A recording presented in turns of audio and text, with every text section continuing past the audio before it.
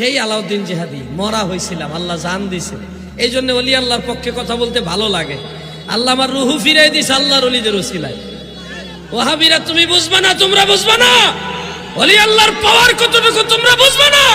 মরা জন্ম হয়েছিলাম, মৃত নিঃশ্বাসহীন, আমার নিঃশ্বাস ছিল না। আমার দাদি, আমার মুরব্বীরা আমাকে এই কথাগুলি বলেছে। নিঃশ্বাসহীন জন্ম হওয়া আলাউদ্দিন জিহাদি মৃত। আমার যিনি দাইমা ছিলেন, দাত্রী মাতা, তিনি অনেক চেষ্টা করেছেন, বুকে চাপ দিয়া, পেটে চাপ দিয়া, যে নিঃশ্বাসটা আসে কিনা অনেকক্ষণ ট্রাই করেছে, কিন্তু লং টাইম চেষ্টা করার পরেও আমার আর নিঃশ্বাস ফিরে আসে না। মোটামুটি সবাই ধরে নিয়েছে এই বাচ্চাটা মৃত। ঠিক ওই সময় আমার দাদি দুনিয়াতে না, ইন্তেকাল হয়ে গেছে।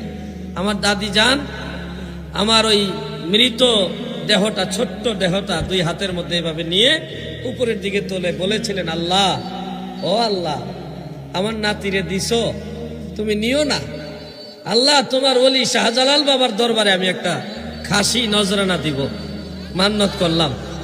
তোমার ওলি শাহজালাল ইয়ামানির উসিলায় আমার নাতির জান ফিরে দাও।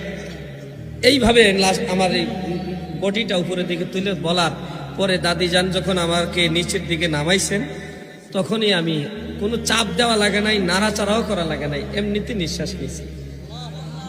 সেই আলাউদ্দিন জিহাদি মরা হয়েছিলাম, আল্লাহ জান দিছে। এই জন্য ওলি আল্লাহর পক্ষে কথা বলতে ভালো লাগে। আল্লাহ আমার রুহু ফিরাই দিছে আল্লাহর ওলিদের ওসিলায়। ওয়াহাবিরা তুমি বুঝবা না, তোমরা বুঝবা না ওলি আল্লাহর পাওয়ার কতটুকু তোমরা বুঝবা না। আল্লাহর ওলিরা যখন দোয়া করে, হাদিসে কুদসিতে উল্লেখ, ওয়া ইনসালানি লাউতিয়ান্নাহু, আমার ওলিরা আমার কাছে কিছু চাওয়ার সাথে সাথে আমি দান করি। সুবহানাল্লাহ বলে।